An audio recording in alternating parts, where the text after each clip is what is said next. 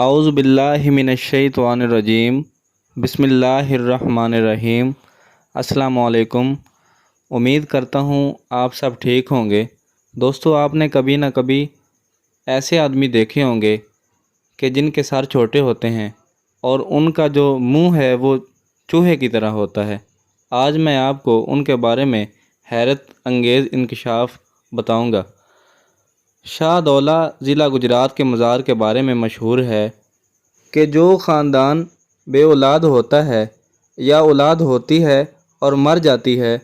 تو وہ مزار پر منت مانتا ہے، اور مراد پوری ہونے کی صورت میں وہ پہلی اولاد مزار پر موجود افراد کے حوالے کر دیتا ہے۔ اور یہ کہا جاتا ہے کہ شاہ دولہ کے مزار پر منت ماننے والوں کے ہاں جو پہلا بچہ پیدا ہوتا ہے وہ ذہنی طور پر تقریباً معذور ہوتا ہے، اس کا سر بالکل چھوٹا ہوتا ہے جبکہ شکل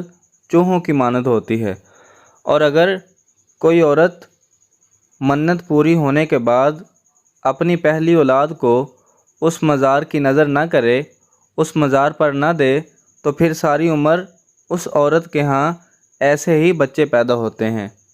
جبکہ حقیقت دراصل یہ ہے کہ جو والدین کم عقلی یا کمزور عقیدے کے سبب اپنے بچوں کو بطور عقیدت مزار پر موجود بھکاری مافیا کے حوالے کر دیتے ہیں، وہ ایسے بچوں کے سروں پر ایک مخصوص ٹوپی نما شکنجہ لوہے کی ٹوپیاں چڑھا دیتے ہیں۔ دوستو، آپ نے سنا ہوگا کہ بچے کے سر کو بنانے والی صحیح سمت میں اس کی ماں ہوتی ہے، کیونکہ چھوٹے بچوں کی جو ہڈیاں ہوتی ہیں وہ نرم ہوتی ہیں اور ہم اپنے حساب سے انہیں جس مقدار میں رکھنا چاہیں ہم رکھ سکتے ہیں، لیکن جب چھوٹے ہوتے ہی منت ماننے والے والدین اس دربار پر چھوڑ جاتے ہیں تو ان کے سروں پر جو شکنجہ نما ٹوپی رکھی جاتی ہے وہ ان کے سروں کی نشو و نما کو روک دیتی ہے، بلکہ ان کی دماغی اور جسمانی صلاحیت بھی کم ہو جاتی ہے، اور پھر یہ بچے رفتہ رفتہ ذہنی طور پر معذور ہو جاتے ہیں۔ اب ان کی زندگی کا ایک ہی مقصد رہ جاتا ہے، اور وہ مقصد بھیک مانگنا، کھانا اور پھر بھیک مانگنا ہوتا ہے۔ ایسے لوگ سوچنے سمجھنے کے قابل نہیں رہتے اور نہ ہی زندگی کی بھاگ ڈور میں حصہ لے سکتے ہیں۔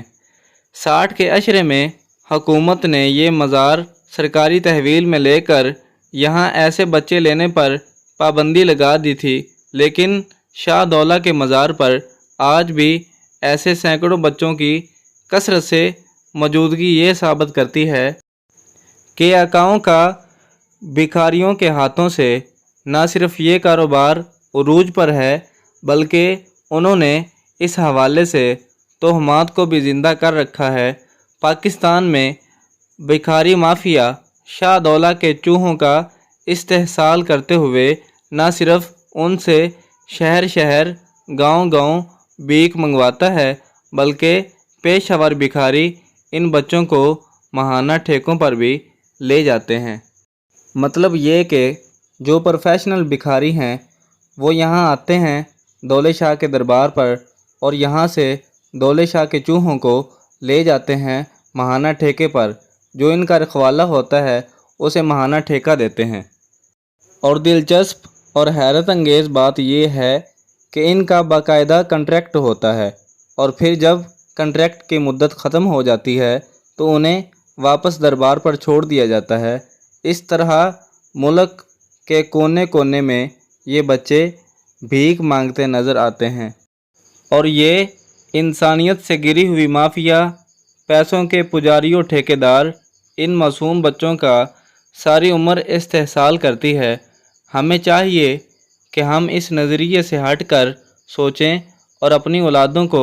بے یار و مددگار نہ چھوڑیں اور نہ ان کے حوالے کریں، اور ان کے اندر کی احساس کمتری کو دور کریں۔ اگر کوئی بچہ معذور ہے اور اس کے کان نہیں ہیں یا آنکھ نہیں ہے، کوئی اور چیز نہیں ہے جو اللہ تعالیٰ نے عام انسانوں میں رکھی ہے، تو ہمیں ان کی احساس کمتری دور کرنی چاہیے، نہ کہ ہمیں یہ احساس دلانا چاہیے کہ ہم دوسرے بچوں سے زیادہ پیار کرتے ہیں اور جن میں کوئی عضو نہ ہو